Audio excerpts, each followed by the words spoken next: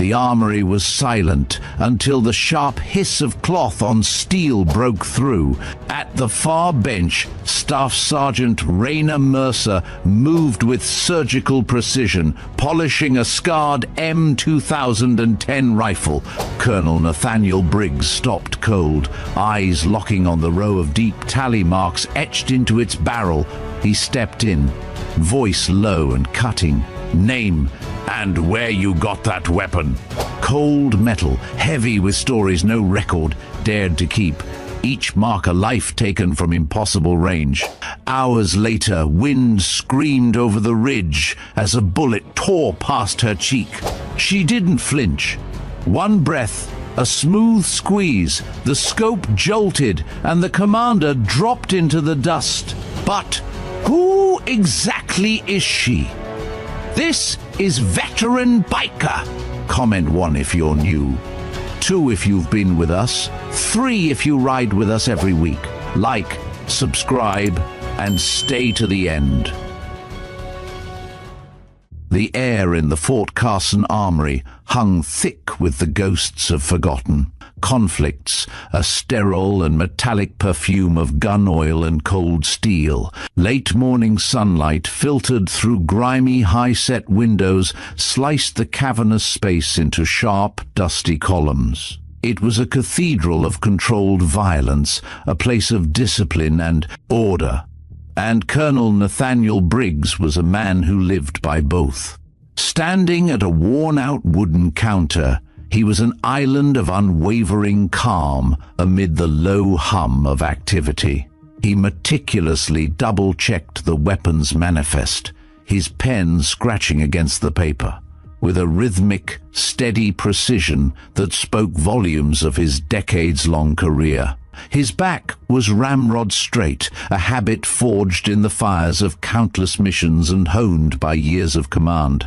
Every bolt, every serial number, every single piece of hardware on that sprawling inventory list had to be accounted for. It was a mundane, almost tedious task, but for Briggs, it was the bedrock of everything. A single missing round could be a cascade of disaster waiting to happen.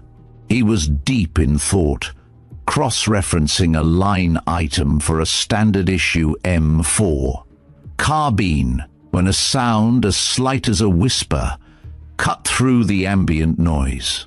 It wasn't the typical rattle of racks or the clang of heavy doors. This was a precise, high-pitched clink, the kind of sound metal makes when it's handled with an almost unnatural delicacy. It was out of place, an anachronism in the predictable symphony of the armory. Briggs paused, his pen hovering over the page. His mind, trained by instinct and experience, immediately registered the dissonance. Slowly, deliberately, he turned from the counter, his eyes scanning the vast room. His gaze swept past rows of neatly stacked equipment, past the soldiers in their fatigues going about their duties until it landed on a small, isolated workbench tucked away in a corner, just beyond the line of sight from the main entrance. There, sitting alone with her back to him, was Staff Sergeant Raina Mercer. Raina was a weapons tech, known for her quiet efficiency and meticulous nature. She was the kind of soldier who preferred the silent company of machinery to the camaraderie of her peers. She was bent over something on the bench, her slender frame coiled in concentration. Her dark, straight hair fell over her shoulders, creating a cascade that obscured her face. As Briggs watched, her hands moved with a practiced grace, wiping down a long, dark object with a soft cloth. Briggs felt a prickle of unease. The object wasn't a standard-issue sidearm or a rifle from the armory's official inventory. It was too long, too sleek, and its form was unmistakably that of a high-power sniper rifle. He could tell just from the silhouette. The buttstock was worn, the finish on the barrel was scratched, and its overall appearance suggested it had seen more than a few deployments. It was a tool of brutal efficiency, and it was absolutely not supposed to be there. His unease sharpened into a cold, hard certainty. This was a direct breach of protocol. He didn't think, he acted. In one fluid motion, a reflex honed by years in the field, he unholstered his Beretta M9 pistol. The sharp click of the safety being disengaged echoed in the sudden silence of his command. Staff Sergeant Mercer, his voice low and laced with authority, cut through the quiet. "Set the weapon down." Slowly. The few other soldiers in the immediate vicinity froze, their heads swiveling toward the source of the tension. The easy rhythm of the armory vanished, replaced by a suffocating, charged stillness. Raina didn't immediately react. Her movements didn't falter. She continued to polish the rifle, her motions measured and calm, as if she hadn't heard him. It was a stunning display of defiance, either born of ignorance or something far more dangerous. Briggs advanced, his footsteps deliberate and heavy on the concrete floor. The pistol was steady in his hand, pointed directly at her. As he closed the distance, the details of the rifle came into sharper focus. It was an M2010 enhanced sniper rifle, but modified. Heavily. The scope was an uncommon model, and the barrel was aftermarket. This wasn't a standard military weapon. It was a ghost. A legend whispered about in hushed tones. He was just a few feet away when he saw it. As Raina shifted the rifle slightly to polish a new section of the barrel, a series of tiny, almost imperceptible etchings caught the light. They weren't decorative. They were tally marks, a long, grim chain of them, carved directly into the cold, unforgiving steel near the receiver. Each one was a testament, a dark and permanent record of a life taken. Beside the long string of kill marks, his eyes locked onto a small, intricate emblem. It wasn't a unit patch or a rank insignia. It was a stylized, feathered wing, subtly intertwined with the number 0. His breath caught in his throat. His grip on the M9 tightened imperceptibly. He knew that mark. He had seen it on highly classified after-action reports for missions. That officially, for all intents and purposes, never happened. It was the signature of an elite, off-the-book sniper, a legendary phantom known only by her call sign. The kill count and the emblem, they told a story that contradicted every shred of official documentation. They painted a picture of a soldier who was far, far more than the quiet, unassuming weapons tech she appeared to be. A dangerous chill ran down Briggs's spine. His simple inventory check had just turned into a high-stakes confrontation with a legend. He was no longer just the colonel. He was a man staring into the eyes of a classified military secret, a secret that had just materialized in his own armory. The air in the armory had grown heavy, thick with unspoken questions. Briggs's pistol remained steady, his gaze fixed not just on the weapon, but on the woman behind it. Staff Sergeant Raina Mercer, still bent over the M2010, gave no sign of being intimidated. The clink of metal against metal had been replaced by a deafening silence, broken only by the hum of the overhead lights. The other soldiers nearby, who had been going about their business with practiced efficiency, had now frozen, their eyes wide with a mixture of curiosity and apprehension. This was not a routine inspection, this was a confrontation. "Staff Sergeant Mercer," Briggs repeated, his voice now lower and more urgent, a controlled burn beneath a calm exterior. "I asked you a question. Where did you get that rifle? It's not on the manifest." Raina finally looked up, her expression a mask of professional disinterest. There was no fear in her eyes, no shock, just a cool, distant blankness. She met his stare for a long moment, then, without a word, she returned her attention to the rifle. Her fingers, long and nimble, moved with an almost loving familiarity over the scarred steel. She ignored the question, ignored the drawn weapon, and continued her methodical polishing. It was a silent act of defiance, a quiet rejection of his authority that was more potent than any spoken words could have been. The small audience of soldiers, now a silent tableau of spectators, watched the scene unfold with rapt attention. They were a microcosm of the entire military structure, witnesses to a standoff between a colonel and a low-ranking NCO, a clash of official authority and a personal unyielding will. The quiet hum of the armory seemed to fade away entirely, replaced by the pounding of Briggs's own heart. He felt a flicker of frustration, a slow-burning ember of irritation at her refusal to acknowledge his authority. This wasn't how things worked. You don't ignore a direct order from a superior officer, especially one with a sidearm pointed at you. It was insubordination of the highest degree, and yet there was something. In her demeanor, a serene, almost unbreakable resolve that stayed his hand. "Sergeant First Class Reynolds," Briggs barked, his voice echoing in the sudden stillness. "Check the serial number on that weapon, now!" A young NCO, a veteran of several tours himself, snapped to attention. He approached cautiously, his eyes darting between Briggs's pistol and the woman polishing the rifle. He carefully read the number etched into the side of the firearm and quickly typed it into a computer terminal. The sound of his frantic typing filled the void for a few tense moments.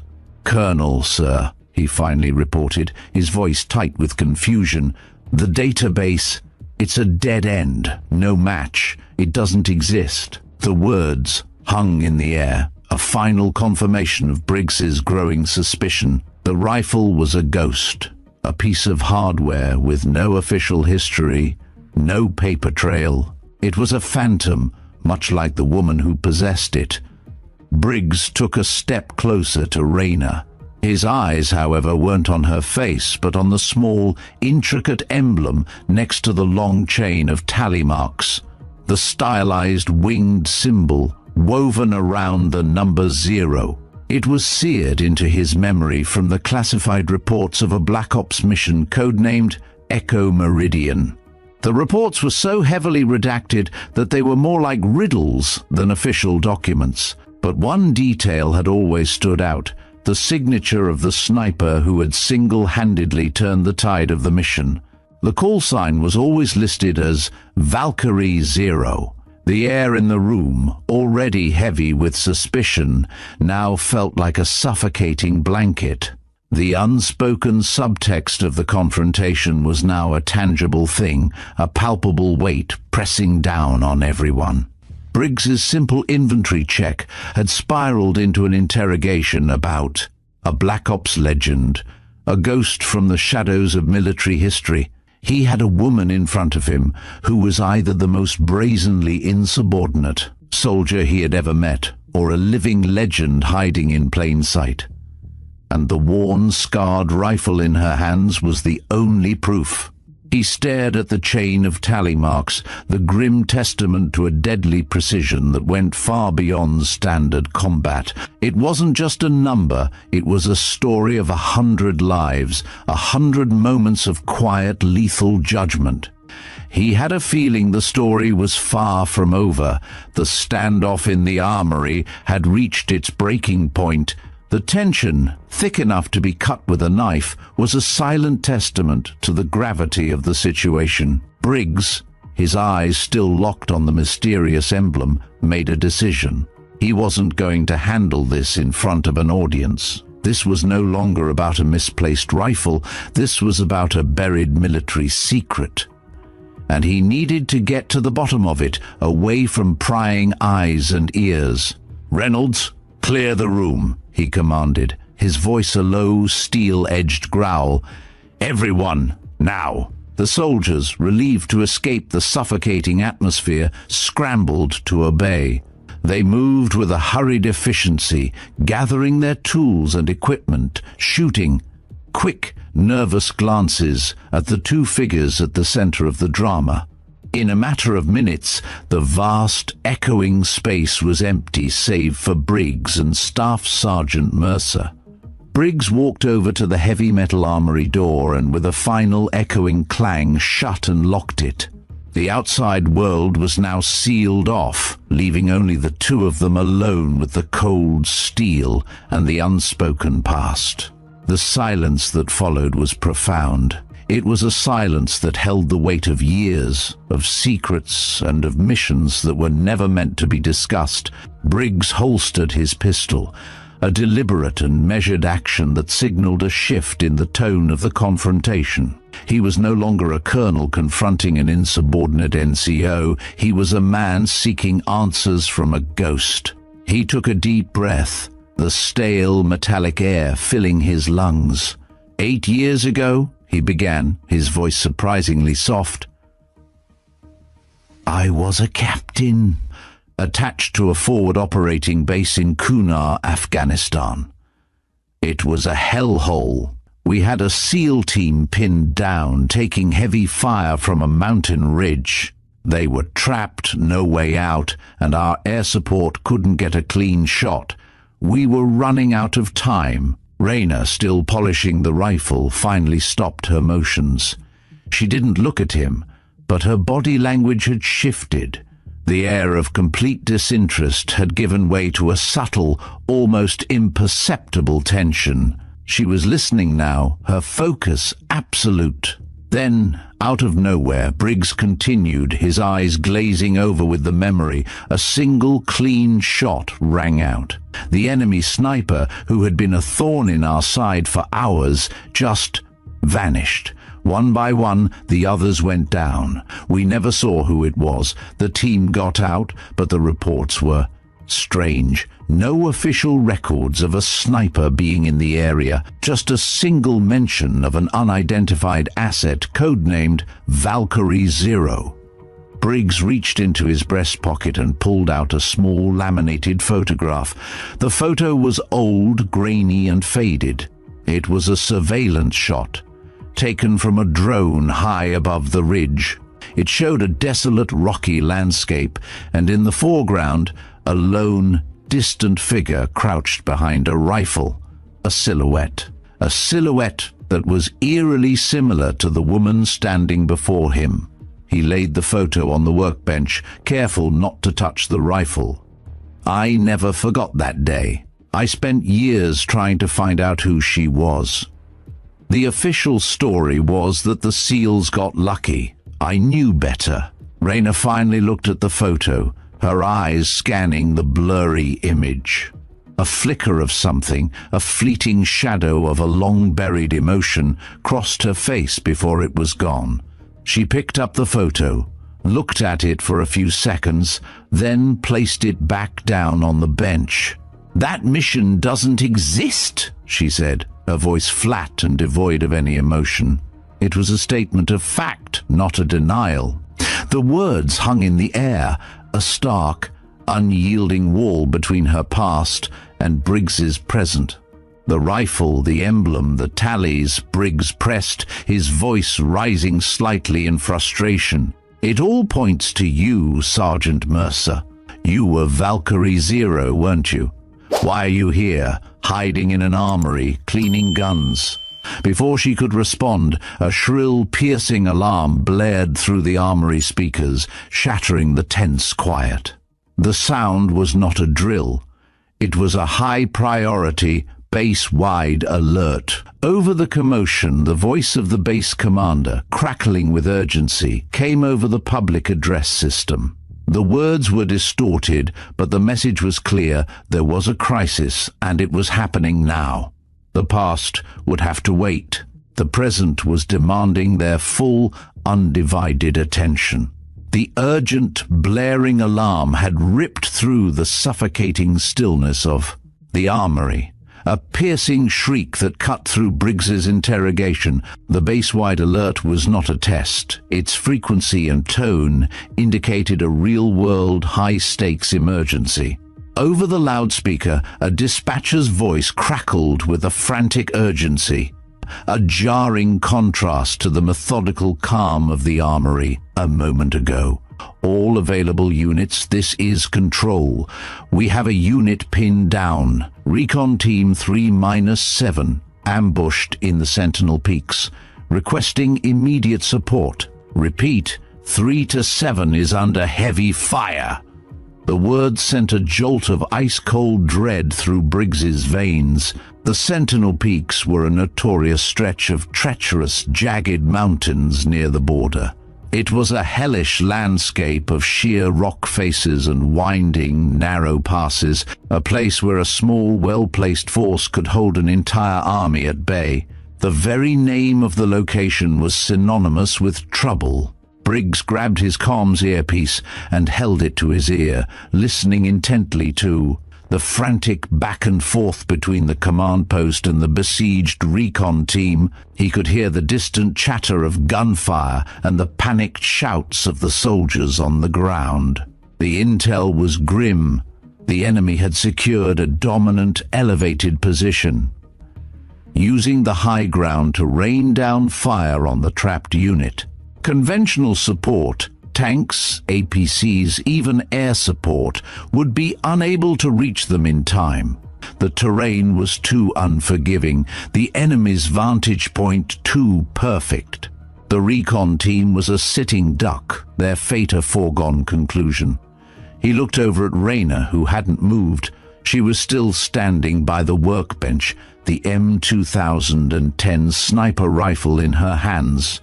The distant, emotionless mask she had worn for the past few minutes had cracked, revealing a flicker of intense focus. Her eyes were narrowed, her head tilted slightly as if she too was listening to the frantic comms traffic, her mind already running through the tactical implications. The choice for Briggs was stark and immediate. The past and the questions of Valkyrie Zero suddenly seemed insignificant in the face of the present crisis. A team of soldiers was in a desperate fight for their lives, and the official channels were failing them. All the rules, all the protocols, all the carefully constructed order of his world was suddenly rendered moot. He walked over to the workbench, his footsteps heavy and deliberate. He didn't speak. He simply picked up the M2010, the rifle that was not supposed to exist, and looked at it. His fingers traced the cold steel, brushing against the grim tally marks and the etched emblem. He was holding a legend, a key to a past that was now a potential solution to the present. He wasn't sure if he was making the right decision, but he knew with a terrifying certainty that he was making the only one. He looked at Raina, his eyes searching hers for a hint of something, anything. "A recon team," he said, his voice low and strained, "pinned down in the peaks. The enemy's position, it's too distant, too high. They're going to be wiped out." Raina said nothing. She simply stared back at him, her expression unreadable. Briggs held the rifle out to her, the weight of the moment heavy between them. "This is not a direct order, Sergeant Mercer," he said, his voice laced with a raw desperation. "This is a request, a Hail Mary. If you are who I think you are, if you were Valkyrie Zero 8 years ago, then I'm asking you to prove it. Not to me, to them." He pushed the rifle into her hands. The cool metal was familiar to her, a part of her she had tried to bury. She accepted it without a word, her fingers wrapping around the worn stock as if it were a natural extension of her own body. Without a second's hesitation, her training took over. Her hands moved with a blur of practiced motions, checking the chamber, adjusting the stock, her fingers instinctively calibrating the scope. It was a silent, precise ballet of expertise. Then she turned and walked away. She didn't look back. She didn't offer a word of assurance, a nod, or a single promise. She just moved, her slender frame disappearing into the doorway, a shadow of the woman who had just been a quiet weapons tech. She was now a soldier on a mission, a ghost returning to a war she had tried to leave behind. Briggs was left alone in the silent, empty armory, holding his breath, a man who had just entrusted the lives of his soldiers to a legend he had only just discovered. The fate of the recon team and the fragile secret of Valkyrie Zero now rested on a single silent markswoman. The mountains loomed ahead, jagged silhouettes against a sky that was already beginning to haze with midday heat. From the base perimeter, the sentinel peaks looked almost beautiful, rising in sharp, layered ridges, their slate-grey faces catching the sun in fractured glints. But beauty here was a lie. Every soldier who had fought in these ranges knew the truth. Those ridges hid death. Raina Mercer moved like a shadow-given form, boots cutting across the rocky outcroppings beyond the base. The M2010 rested across her chest, its weight familiar, its balance perfect.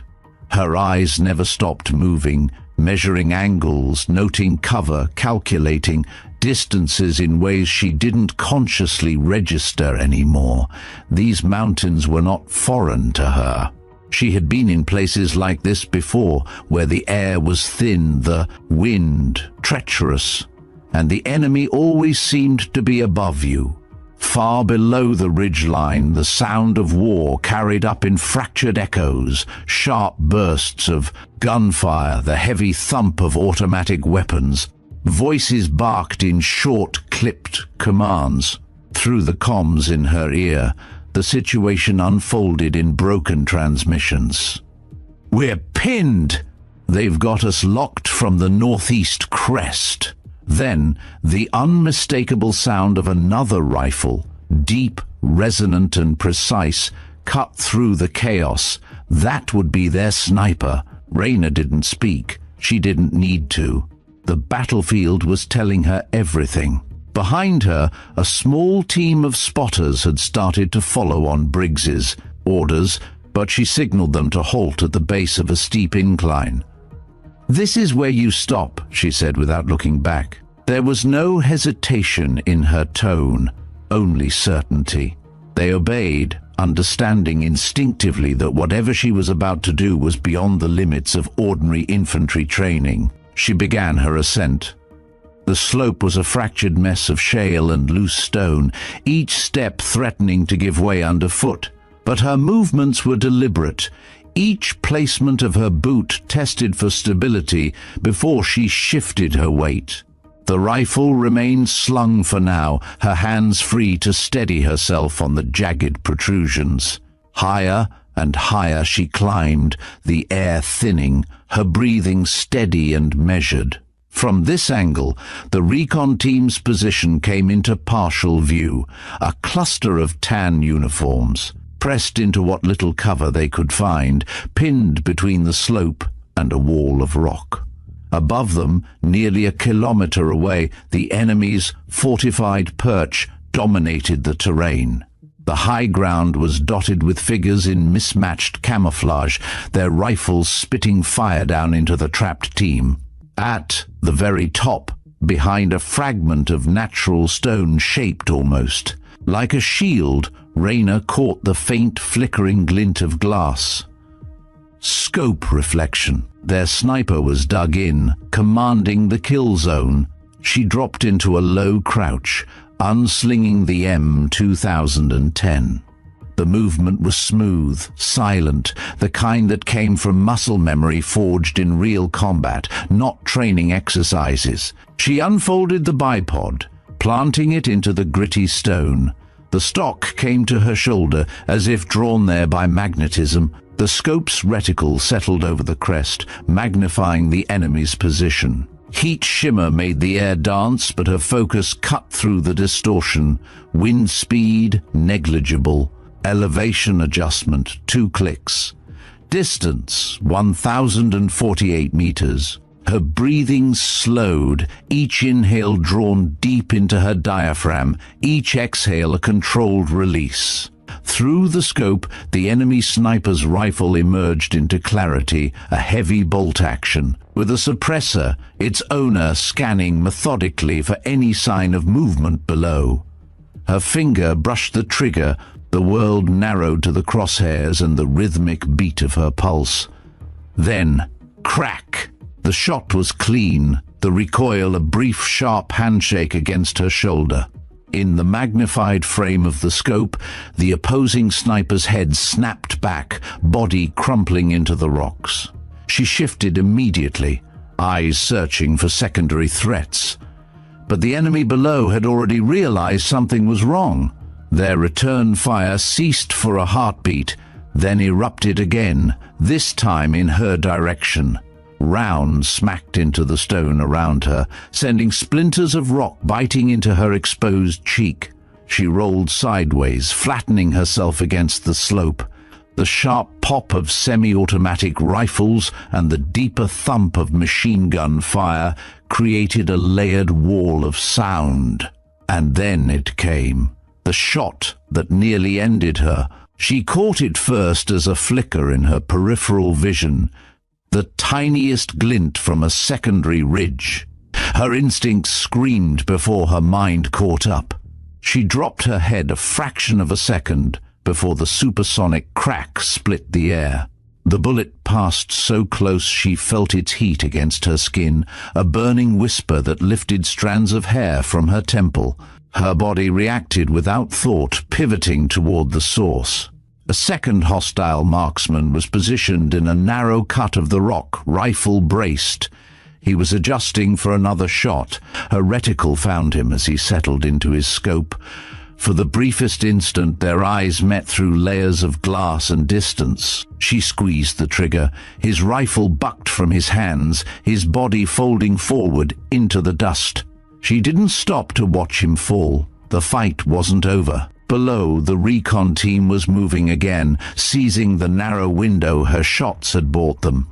She tracked 2 more enemy riflemen as they attempted to shift positions along the ridge. Each time they broke cover, a single round from her M2010 found them. Through it all, she remained calm, her breathing steady, her movements efficient. There was no celebration, no rush of adrenaline in her eyes, only the clinical precision of a soldier doing the one thing she was built for. Back at the base in the command post, Briggs stood over a spotting scope. He had insisted on watching her work. The other officers and NCOs clustered around him had fallen silent, their eyes fixed on the unfolding spectacle. "God help me," Briggs muttered under his breath. "It's her." He watched as she shifted slightly, reacquiring targets with a predator's patience. Her position was precarious. One wrong move, one lucky enemy shot, and she'd tumble hundreds of feet. Yet her silhouette remained steady, unshaken by the maelstrom of gunfire around her. The enemy's firing rate began to falter. Each sharp report of her rifle punched another hole in their defense. The recon team, sensing the momentum shift, started to push towards safer ground, dragging their wounded with them. But the mountains had a way of punishing overconfidence. From the far side of the ridge, a burst of sustained machine gun fire erupted, chewing into the rocks near the team's position. A new element had joined the fight, one she couldn't see from her current vantage point. Rayna adjusted her scope, scanning the angles, calculating where she could reposition to counter this new threat. It would mean breaking her perfect cover, exposing herself to any remaining hostiles. But staying put would mean watching the recon team get cut down before they could reach safety. Her decision was instant. She collapsed the bipod, slinging the M2010 across her, back in one smooth motion, and began to move laterally along the slope. The terrain was cruel, narrow ledges, sudden drops, loose scree that shifted treacherously underfoot. Each step was a negotiation with gravity, but she advanced without hesitation. Halfway to her new position, another shot cracked past her, close enough to sting her ear with displaced air. She dropped into a slide behind a jut of rock, heart pounding but expression unchanged. Slowly, she eased the rifle forward, the barrel just breaching cover. Through the scope, she found the new machine gun nest, a dug-in position shielded. By natural stone, its operator raking the valley floor with relentless fire. She exhaled once, settling her crosshairs on the exposed strip of neck above the gun's stock. One squeeze and the gunner collapsed sideways. A second round took his spotter before he could react. The change was immediate. The recon team surged forward, scrambling up the slope toward an escape route.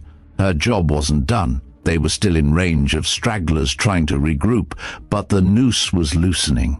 Over the comms, Briggs's voice came through, low and steady. "Keep them moving, Mercer. You're their lifeline." She didn't answer. She didn't need to. Another target emerged from behind a rock, firing wildly downslope.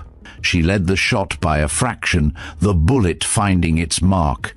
Another enemy dropped. Each pull of the trigger was a quiet verdict. Each hit another step toward the team's survival.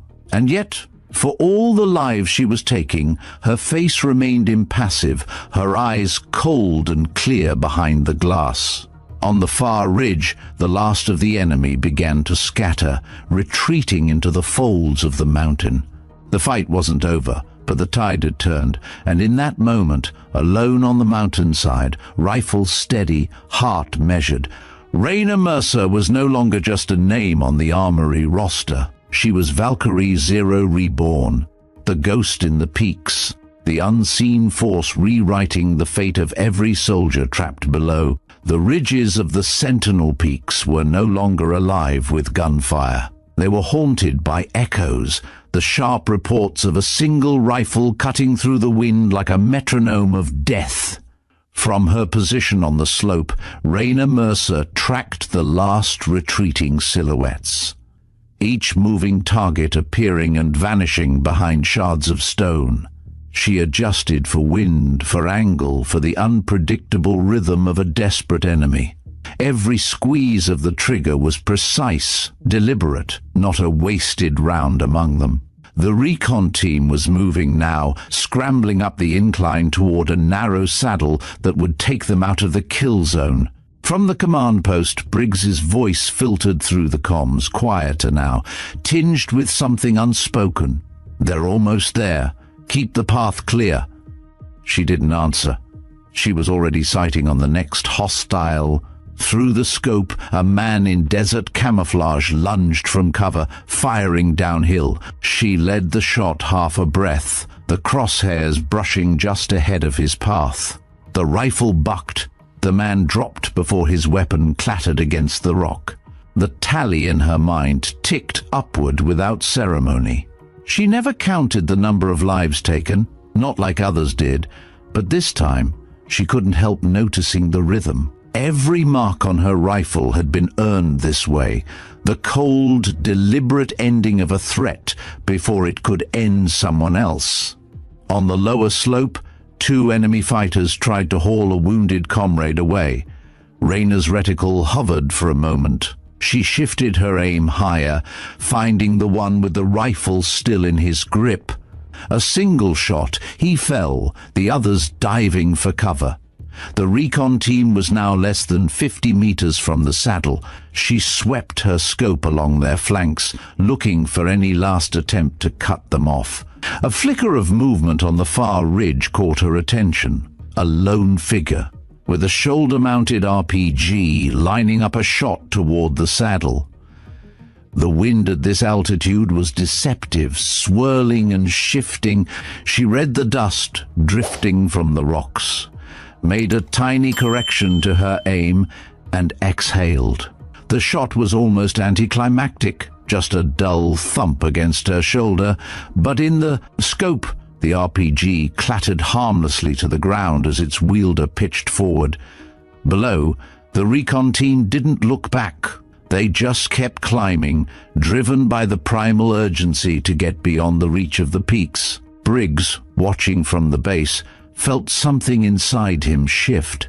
He had seen good marksmen in his career. Hell, he had commanded some, but what Rayna was doing went beyond skill. It was as if she was reclaiming a language only she spoke, one sentence at a time, in the vocabulary of distance and precision. The last of the enemy broke contact, disappearing into the jagged folds of the mountain. Rayna lowered the rifle slightly, scanning for any sign they might regroup. The slope around her was littered with brass casings, each one a silent witness to the past 20 minutes. She touched the bolt, chambering another round out of habit, then stopped. The field was clear. The team was safe, for now. Her breath condensed briefly in the cooling air as she sat back on her haunches. The wind caught the loose strands of her hair, tugging them across her face. She didn't brush them away. Down in the valley, the recon team's voices were faint but triumphant over the comms. They were reporting in status updates, casualty counts, requests for medevac. The clipped, professional tone barely concealed their relief. Rayna broke down her position with the same calm precision she'd maintained throughout the fight. Scope caps closed, bipod folded, sling resecured. She slung the M2010 across her back and began the descent, moving with the sure-footed caution of someone who understood that mountains could be just as lethal after the fight as during it. It took nearly 20 minutes to reach the base of the slope where the spotters had waited. They stared at her as she approached, their expressions a mix of disbelief and a kind of reluctant awe. None of them spoke. At the perimeter, Briggs was waiting. He didn't approach her immediately, just watched as she crossed the open ground, rifle in hand, boots crunching on gravel. She looked exactly as she had when she'd left. No visible sign of strain, no swagger, no satisfaction. Just the same unreadable calm. When she stopped in front of him, he let the silence stretch for a few seconds. Around them, soldiers moved with renewed purpose, rallying around the rescued recon team. The noise of their relief filled the air, but in the small space between Briggs and Rayna, it was still and quiet. "You saved them," he said finally. It wasn't a question. Her gaze flicked briefly toward the returning recon team, then back to him. She gave no verbal reply, just a small, almost imperceptible nod. Briggs's eyes dropped to the rifle slung across her chest. His breath caught when he noticed something new near the cluster of tally marks. A fresh line had been cut into the steel. It was shallow, hurried, but unmistakable. "You marked it already?" he asked, his voice low.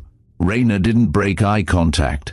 "Some things are worth remembering," she said simply. It wasn't a boast. It was just fact. Briggs's mind flashed back to the first moment he'd seen the emblem and the tallies. Back then they had been history, untouchable, immutable.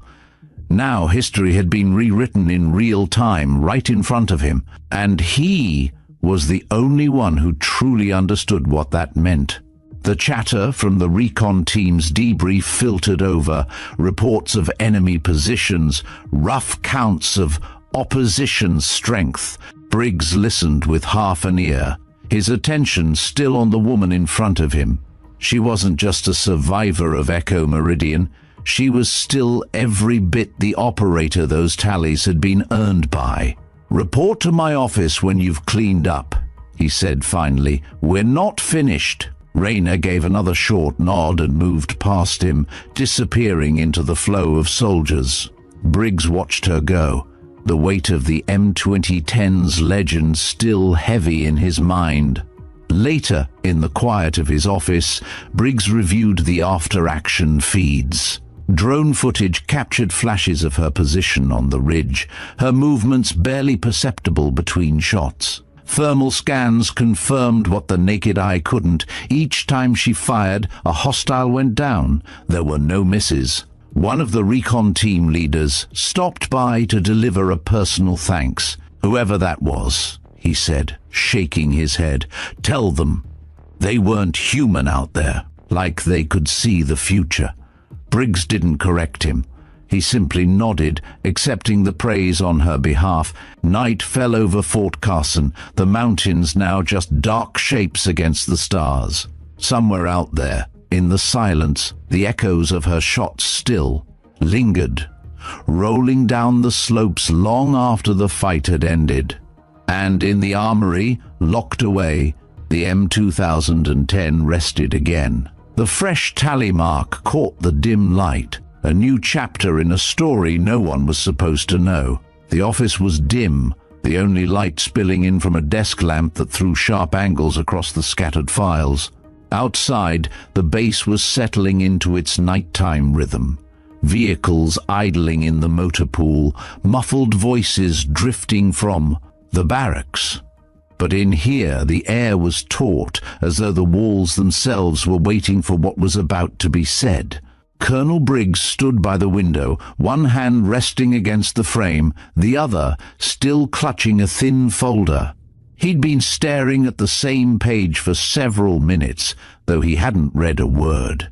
His mind was turning over images from the ridge, her stance, her composure. Under fire, the unerring efficiency that no training manual could teach. The knock at the door was soft, almost reluctant. "Enter," he said without turning. The door opened, and Raina Mercer stepped inside. Her uniform was fresh, her hair pulled back tighter than it had been earlier.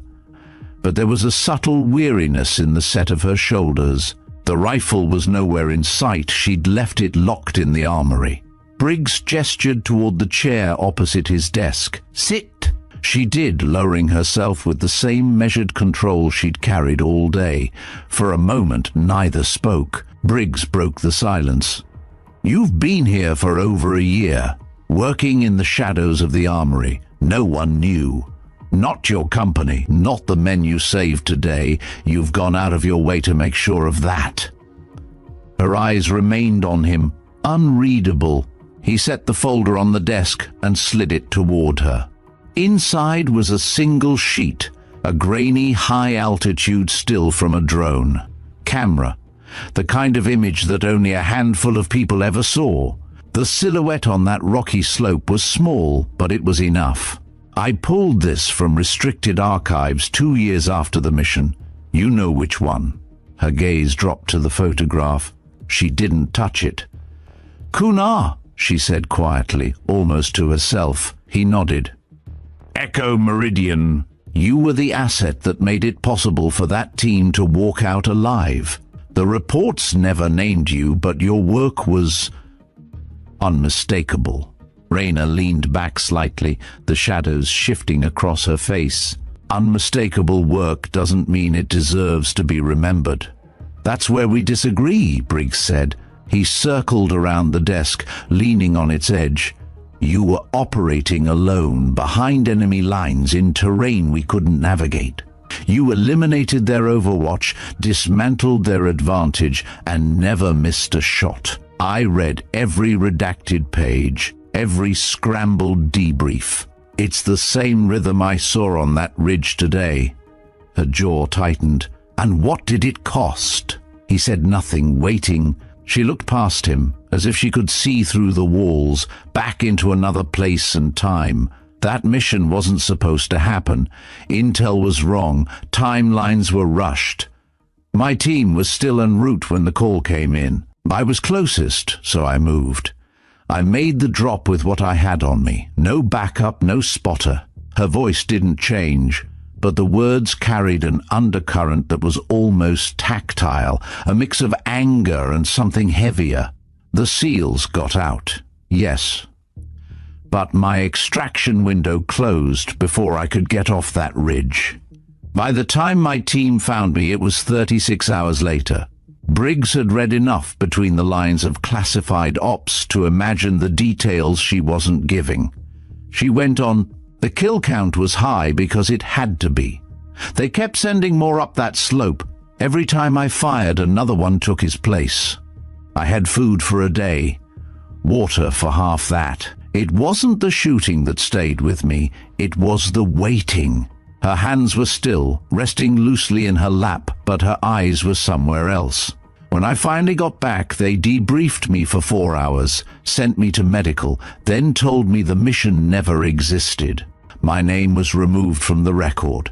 My unit didn't make it home from their own op 2 weeks later. The last part landed with a weight that settled between them. Briggs understood now why she'd chosen the anonymity of the armory, why she kept her distance. "You think staying hidden is some kind of justice for them?" he asked. "I think it's the only way to keep from repeating the same mistakes," she replied. He let that hang for a moment, then said, "Today wasn't a mistake. You didn't hesitate. You didn't wait for orders. You acted, and they're alive because of it." Her gaze met his again, steady but not confrontational.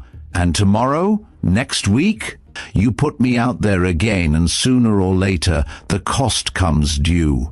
Briggs exhaled slowly. "Then let me carry that cost." It was the first time she looked away first. From the outer office, faint laughter drifted in. Members of the recon team, relieved and loose after hours of tension. It was a reminder that, for now, the ledger was in their favor. Briggs straightened. "You're not going back to the armory. Not yet. I want you in the field, not as a ghost, not as an unnamed asset, but as part of an active unit. You have more experience than most of my senior snipers." She tilted her head slightly. "And if I say no?" "Then I won't force you," he said, surprising himself with the truth in it. "But you should know, the people you saved today, they're already asking who you are. Rumors will fill the gaps if you don't." Her lips curved, not in amusement, but in something like resignation. "Rumors are easier to survive than facts." Briggs leaned forward. "Maybe, but I think you've been surviving long enough." For the first time since she entered, there was a flicker, small, almost imperceptible, of indecision in her expression. He didn't press further. Instead, he picked up the folder and closed it. "Think about it. That's all I'm asking." She rose, gave him a short nod, and left without another word. From his desk he watched the door close, the click of the latch marking the end of their conversation. But he knew the matter was far from over. Later that night, under a sky clear enough to show every star, Rayna stood alone at the edge of the base. The peaks were dark outlines against the horizon, their presence as immovable as the memories they held. In her hands was the M2010, the metal cool against her palms. She traced one finger over the latest mark, feeling the shallow groove where the steel had yielded under her blade. It wasn't celebration, it wasn't grief, it was a reminder. From somewhere behind her, a voice called her name, not Sergeant Mercer, not any formal title, just her name, as if spoken by someone who'd known it for years. She turned, and Briggs was there, holding out a small object. It was a patch, black, with a single wing and a 0 stitched in silver thread. "I had this made years ago," he said. "Didn't think I'd ever hand it to anyone." She looked at it for a long time before taking it. The fabric was rough, the stitching tight. He didn't ask for an answer. Neither of them needed one tonight. The morning broke with a sky scraped clean of clouds, the kind of hard blue that seemed to stretch endlessly over the Colorado highlands. From the motor pool you could see the mountains in sharp relief, the sun casting their spines in alternating bars of gold and shadow. But the clarity of the day was deceptive. Inside the base, the undercurrent was anything but calm. Rayna Mercer moved through the yard with a pace that was neither hurried nor idle, a measured rhythm that gave away nothing of her thoughts. Her hair was tied back tighter than usual, the kind of knot meant to stay in place for hours.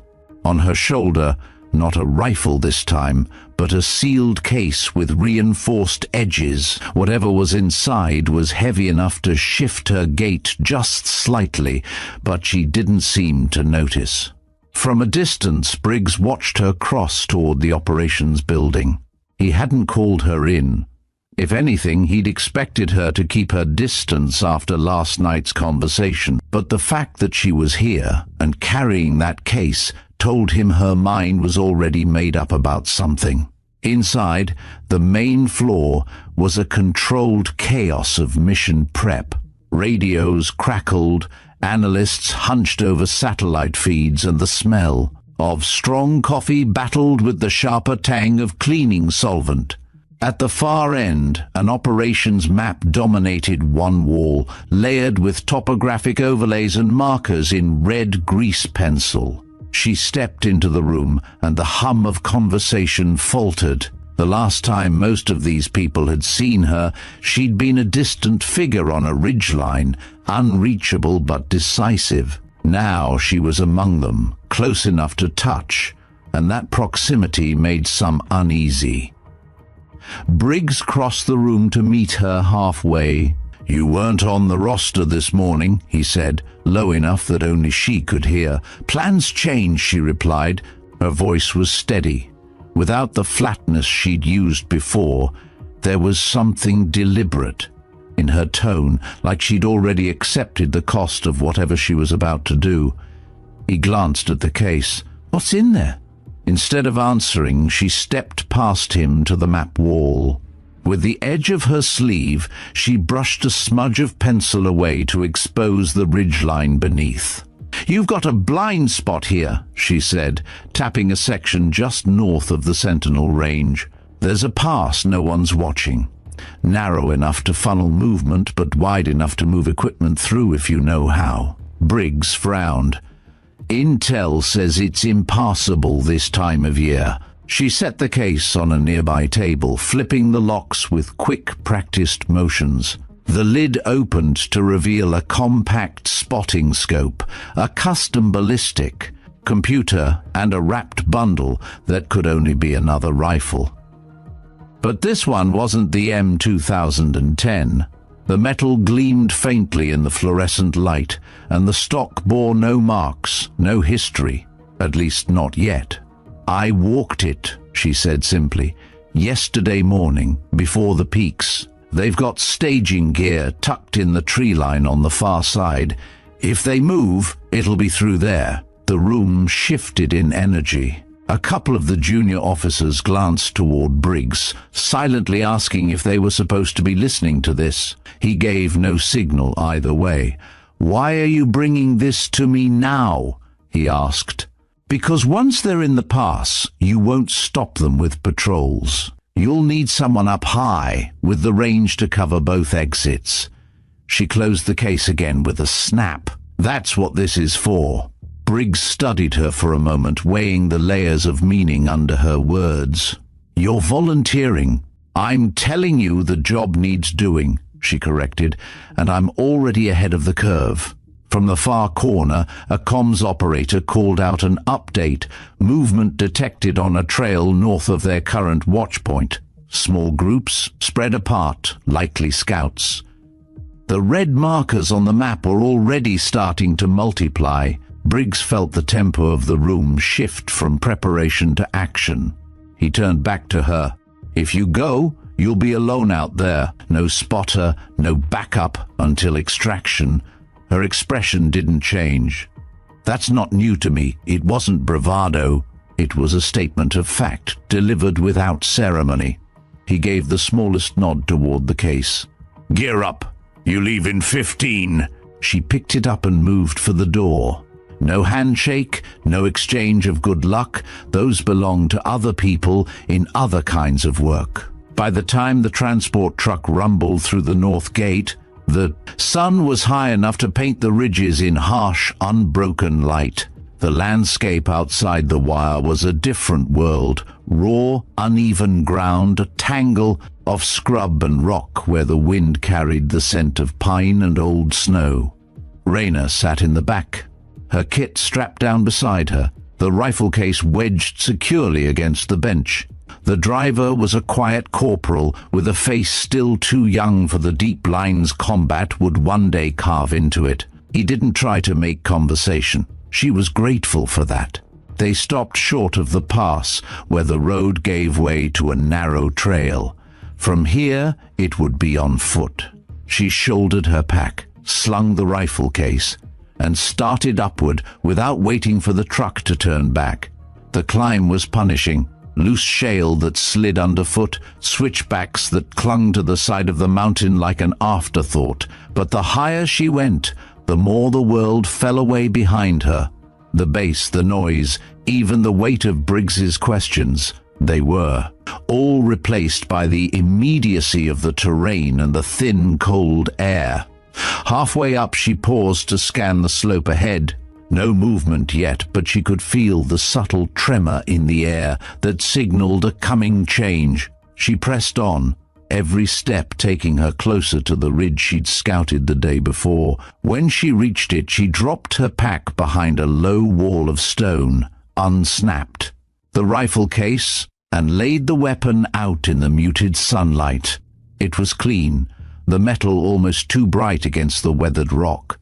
She adjusted the bipod, dialed the scope, and loaded a magazine with the quiet efficiency of someone preparing for work rather than combat. Through the glass, the far mouth of the pass came into view. It was still empty, but the tree line beyond seemed denser than it should have been. She adjusted the focus, picking out faint shapes, tarps strung low, the angular lines of stacked crates. She checked her watch. If they moved today, it would be soon. In the distance, a hawk wheeled lazily in the updraft, its shadow gliding over the rocks below. Raina followed its path for a moment before returning to the scope. Her breathing slowed, her pulse settling into the familiar cadence that came before a mission truly began. Somewhere far below, a single twig snapped, a sound too deliberate to be the wind. The sound came again, faint, deliberate, followed by the soft crunch of weight on gravel. Raina's cheek settled into the comb of the stock, her eye locking into the scope. The far tree line rippled just slightly, then they emerged. 3 figures first, their shapes cutting against the green, moving low but fast. More followed, a staggered line of movement threading toward the narrow mouth of the pass. They weren't scouts this time. These were laden with gear, packs heavy enough to pull at their shoulders, long tubes that could only be weapon housings. Her thumb brushed the safety forward, the metal click barely louder than the whisper of wind along the ridge. She chose the second man in the file, the one whose head swiveled more than the others. Squad leader, maybe. Through the glass, his outline trembled in the heat shimmer. She let her breath spill out, crosshairs steady. The shot cracked, echoing off the walls of the pass. He dropped instantly, the line breaking as the others scattered for cover. A voice barked orders, too muffled to make out, but urgent. The formation split, some ducking into the tree line, others pressing against the rock face. It bought them a few seconds, nothing more. Raina adjusted, caught a glimpse of movement between 2 pines, a shoulder, the glint of a weapon barrel. Another pull, another body down. The pass amplified every report, each shot ricocheting in rolling thunder between the cliffs. They were pinned now, forced to either retreat or push through. Predictably, a pair tried to rush the gap, one laying suppressive fire while the other sprinted low. She led the runner by a hand's breadth and squeezed. He pitched forward mid-stride. The covering man jerked in surprise, and she dropped him before he could pivot his aim. In the moments between shots, she shifted her view to the deeper shadows beyond the tree line. Shapes were moving there, slower, more deliberate. Crates being shifted, tarps stripped away. They were trying to salvage supplies before abandoning the site. She dialed the scope tighter, glass cutting through the distance until the details resolved. Ammunition. Cases, comms equipment, and something heavier, tripod mounts maybe for heavy machine guns or mortars. If those made it through the pass, they'd change the calculus for every patrol north of the peaks. Her comm unit clicked twice, Briggs's signal. No words, just confirmation he was on the net. She tapped her transmit key twice in return. Another figure broke from the tree line, bent under the weight of a long cylindrical case. She took him before he'd made 10 steps. But the enemy was adapting. A muzzle flash bloomed from the base of a rock spire on the left flank, too close to the pass for comfort. The round struck high above her, showering her with grit. She rolled sideways, resetting behind a chunk of granite, then peeked the scope around. The shooter was prone, partially shielded by an outcrop. She couldn't see his head, but the elbow was visible, tensed, shifting slightly as he adjusted. She took the arm. His weapon clattered down the slope, and his silhouette jerked back into the open. One more round ended it. Below, movement accelerated. Those still alive were hauling what they could, abandoning the rest. Rayner shifted targets to the crates themselves. A line of shots splintered wood and twisted metal, rendering what they left behind unusable. The last 2 fighters made a desperate push, using smoke to cover their movement. Through the haze, their outlines blurred, but she caught the rhythm of their steps. 2 shots cut through the cloud, each punctuated by the hollow thump of a body hitting the ground. Silence began to reclaim the pass. The only movement was the restless stirring of the smoke as it thinned in the wind. Rayner swept the scope one final time. Left ridge, right ridge, tree line, pass floor. No survivors, no threats. Only wreckage and the sharp tang of expended gunpowder drifting up from below. She leaned back from the rifle, flexing the tension from her fingers.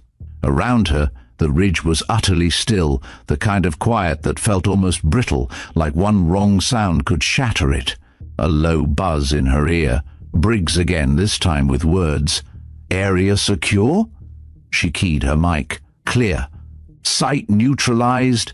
There was a pause. "Understood. Extraction in 30. Hold position until then." She acknowledged and powered down the scope. The rifle lay across her knees, still warm, the scent of oil and spent brass mingling in the thin mountain air. The wind shifted, carrying the faint calls of birds reclaiming the pass. She sat there, letting her breathing return to a civilian rhythm, eyes tracing the line of the mountains beyond. This ridge, like the one before it, would leave its own mark, not on the steel of her weapon, but somewhere quieter, where no one else would see. When the extraction team arrived, she was already packed. The young corporal from the morning drive was among them, his gaze flicking from the pass to her rifle and back again, as if trying to reconcile the silence now with the violence that had unfolded minutes earlier. She didn't offer explanation. None was needed. As they wound back toward the base, the pass fell behind them, swallowed by distance and the slow closing of the day.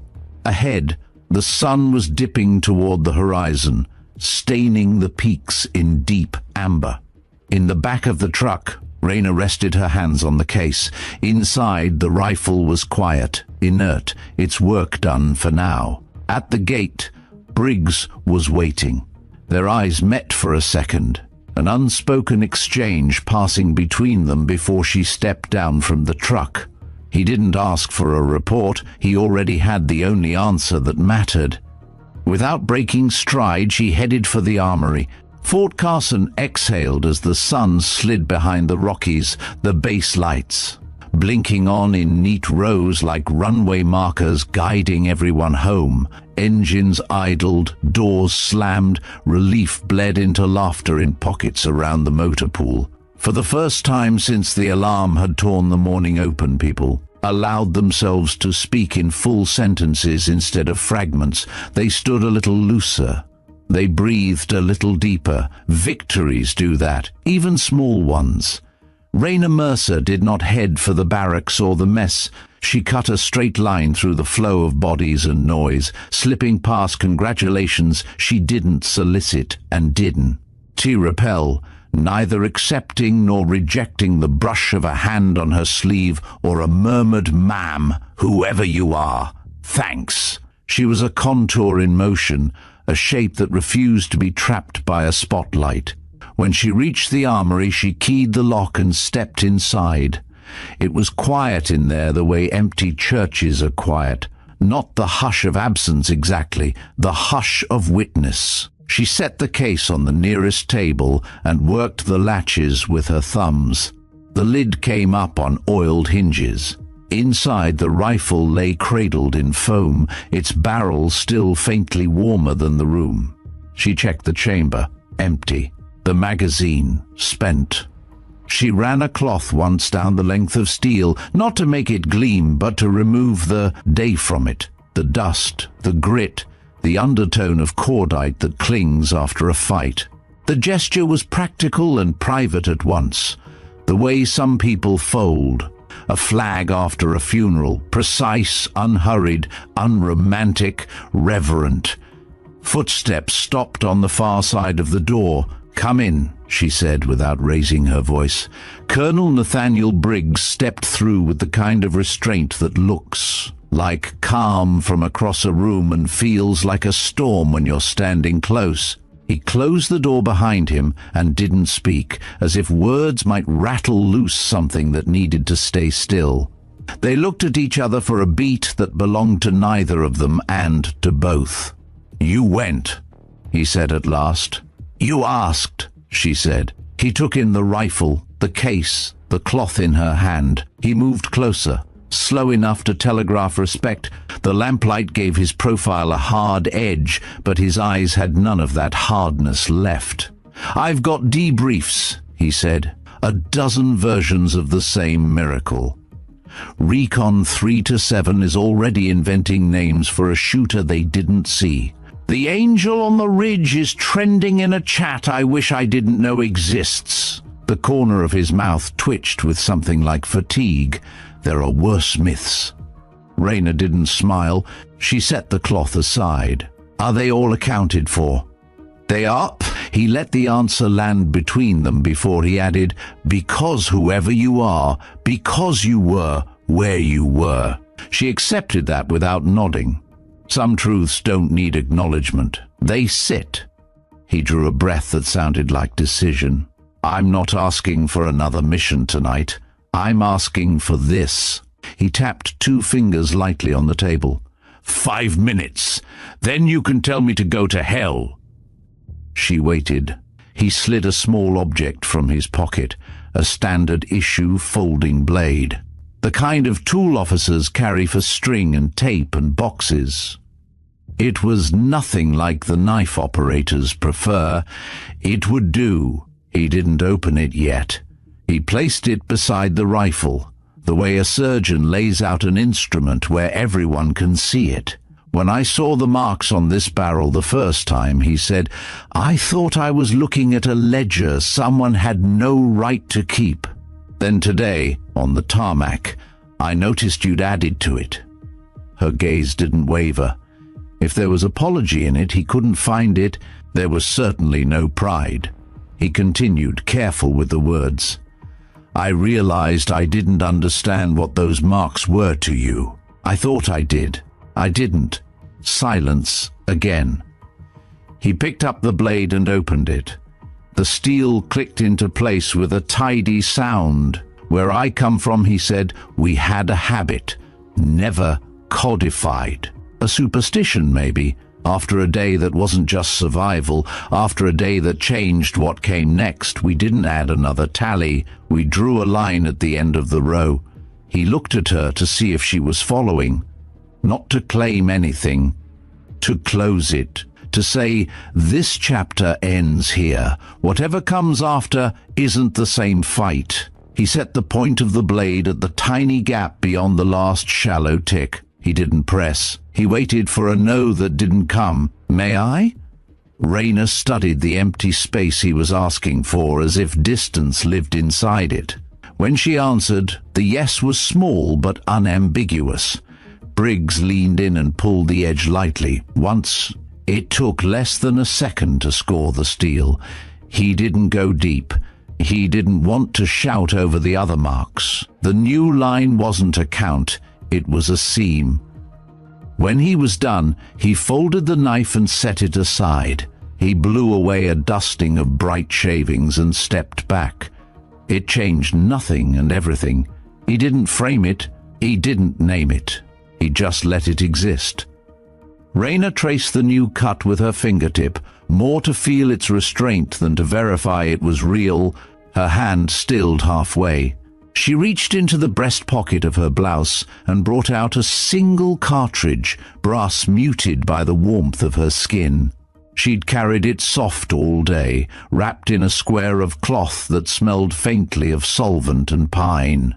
She placed it on the table next to the rifle, angled so he could read the tiny letters she'd scratched with a pin, 4 words on the casing: spare and exacting, a private creed rendered public for the span of a breath, for those we save. Briggs did not pretend the room hadn't shifted around those words. He didn't pretend he deserved to see them. He only nodded once, slow, as if acknowledging the presence of a third person. "There's a team forming," he said after a moment. "A small cell. Precision overwatch for rough terrain, long glass, long legs. Official this time. Not the kind that gets erased. They'll need someone who knows the difference between a good shot and a right one." She did not move. "You said you weren't asking for another mission tonight." "I'm not." He glanced at the cartridge, then back at her. "I'm asking you to teach them what a seam looks like." It wasn't a plea. It was a structure being offered. Somewhere in the base, someone laughed too loudly at a joke that had no business surviving a day like this. Engines, rumbles sang and faded. He waited the way good commanders wait, present, unthreatening, resolute. Raina eased the bolt back and forward without a round, just to hear the clean slide. Of metal on metal, the sound that costs nothing, the sound that promises nothing. "No names," she said, "no folklore. They don't need a phantom to chase. They need to know how to leave a mountain without bringing it home." "You'll have that," he said. "You'll have what you ask for, or you'll have my resignation on your desk with the tray empty." Her eyes flinted with the dry ghost of humor. "You don't strike me as a man who threatens his own job." "I don't," he said. "I promise things I can deliver. It's less dramatic. A beat. A thin seam of possibility opened where stalemate had sat." She closed the case and latched it. "I'll look at your roster," she said. "If you have people who listen more than they talk, you might get a program. If you have storytellers, you'll get headlines and funerals." He accepted the terms as if they were doctrine. "Tomorrow 0600, training ground 3, no audience." "No audience," she echoed, and it wasn't an echo. It was a boundary. He started for the door, then paused. "There's one more thing." She waited. "I kept a piece of a drone photo I was never supposed to keep," he said. "I used to take it out when the bass was loud, to remember why the noise matters. I don't need it anymore." He slid a thin sleeve across the table. Inside was the same blurry mountain shot he'd once shown her, but cropped tighter, the figure smaller. It looked like a smear of shadow in a world of stone and distance. She tapped the plastic once. "You kept a ghost," she said. He shook his head. "I kept a reminder that there's a human under the myth. It turns out I didn't need a reminder. You make that obvious." It wasn't flattery. It was inventory. He opened the door and the room breathed again, air moving out as if a seal had broken. He hesitated there, as if he had miscounted his steps and didn't mind being off by one. "Thank you," he said, without the armor of rank. "Get some sleep," she said, without the armor of distance. He left. She didn't. Raina stood in the middle of the armory until the hum of the lights became a kind of ocean, until the weight across her sternum eased to something bearable. She tucked the cartridge back into the square of cloth and slid it into the rifle case, not because she feared theft, but because the ritual of putting things where they belong is a discipline of its own. Then she carried the case to the locker and stowed it on the shelf that had never, on paper, been assigned. She closed the door and felt the lock catch. She turned the key once more than necessary. Outside, night had settled with intention. The sky was black enough to swallow the peak's outlines. A cool wind ran through the yard, tugging at flags and loose tarps, giving the bass a single low note it would hum until dawn. She crossed the concrete to the edge of the lot and stood where the floodlights fell short. Out there, in the dark, the mountains were present the way pain is present when you refuse to say the word. She didn't say it. She did what she always does. She measured the shape of the absence and decided what it would not take from her. At 0530, long before the motor pool yawned itself into life, she was on the range that isn't a range, a patch of scrub and broken ground on the far side of a berm where nobody wastes good paint on target frames. It was cold enough to make breath visible. She paced the lines in her head and then on her feet, marking distances with a pocket notebook, writing without looking at the page. She put stones in places where angles teach faster than lectures. She walked the ground until the ground agreed to be what she needed. At 0555, boots approached, not in a clump, in ones and twos, separated by the kind of respect that keeps volume low and eyes up. 5 soldiers, none older than 30, all with polished weapons and faces that hadn't yet learned how to hide hope. No fanfare, no introductions. Her requirement had traveled. Be on time, be quiet, be honest about what you don't know. "They told you why you're here?" she asked.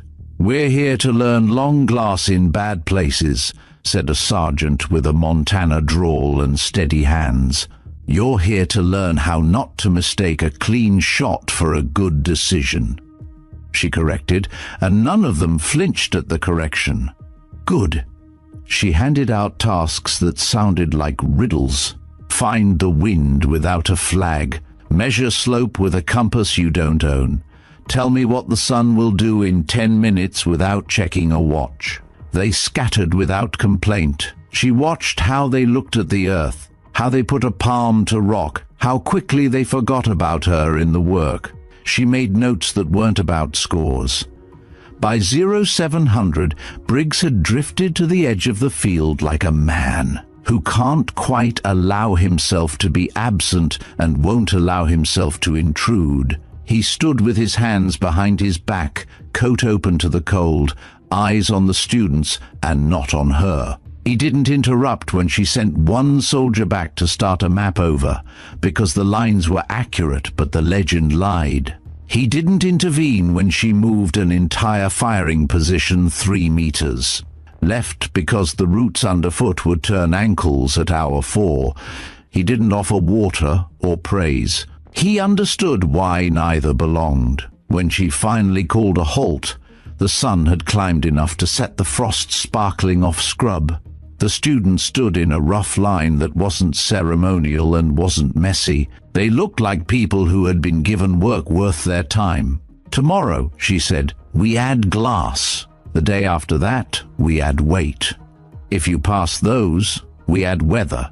If you pass weather, we add enemies. If you think we started with enemies today, you weren't listening." They didn't pretend they'd understood everything. They nodded the way people nod when they know comprehension will arrive later, in sweat. She dismissed them with a tilt of her head. They left footprints like sentences that end where they should. Briggs remained. "Will they do?" he asked. "They might," she said, "if they learn how to leave quietly." He took that as the nearest thing to a blessing he was going to get. He didn't say good job. He didn't say thank you again. He looked toward the mountains and then down at her hands, empty now. "One more administrative item," he said, almost apologetic. "Paper has to say what people do. We can't make it poetry. What should I put on yours?" Raina thought about forms. She thought about boxes that never fit and names that drew the wrong kind of light. "Armorer," she said. He barked a soft, involuntary laugh. "That's not inaccurate. Neither is instructor," she said. "But you'll put the first one. You'll keep the second off anything someone can request with a stamp."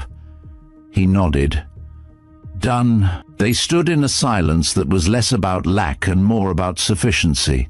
The bass behind them coughed itself awake. Somewhere, someone shouted for a forklift. Somewhere else, a bugle shouted back. Briggs shifted his weight, not to leave, but to mark a change. "You know," he said, "there's a phrase I hate. Back where you belong." People say it like they own a map of your life. "I don't belong to a place," she said. "I belong to a standard." "Then we'll make a place that belongs to that." He turned away before the sentence could sound like promise. She watched him go until the fringe of a building took him. The field in front of her waited like an animal that trusts you to be interesting. She walked it again, alone this time, resetting stones a finger's width at a time, adjusting lines for a sun that had moved the thickness of a coin. When she was finished, there was nothing to see that hadn't been there before, except that everything was better. Back in the armory, the rifle waited where she had left it, behind a door whose lock remembered her hand. She lifted it down, not to fire, not to clean, just to hold. The new seam at the end of the row caught the light the way a horizon does when you stop looking for sunsets and start looking for weather. She set the brass cartridge beside it for a breath, then tucked it back into the cloth. For those we save, for the ones who walk away without looking back because they trust someone else is watching. She closed the case and slid it into the locker and turned the key. Outside, a group of young soldiers jogged past, calling cadence to a song that didn't belong to her and didn't need to. The door clicked soft behind her. The day opened in front. There would be other alarms. There always are. There would be nights with more noise than sleep, and mornings with more frost than coffee. There would be briefings that pretended certainty, and maps that lied, and people who didn't. There would be moments when breath and trigger and distance would line up like stars. And there would be seams. Raina Mercer stepped into the light the way a blade steps out of a sheath, without theatrics, with purpose. Behind her, in a room that doesn't brag, a rifle held a row of small cuts and one quiet line at the end, neither victory nor regret, just the record of a day that ended the way it should. Fort Carson went on with its business. Legends don't announce themselves. They leave marks you have to know how to read. Some stories end with headlines. Others end in silence, marked only by those who were there. Today you've walked the ridgeline with us, seen the decisions that don't, make the reports, and felt the weight behind a single pull of the trigger. Raina Mercer's name may never appear in a citation, but the people who made it home will remember her in ways no medal can match. If this story stayed with you, share it. Subscribe to Veteran Biker for more untold battles, and drop a comment with your thoughts. We read them all. And as the next video comes up on your screen, remember, not all legends shout. Some are heard only in the quiet between shots.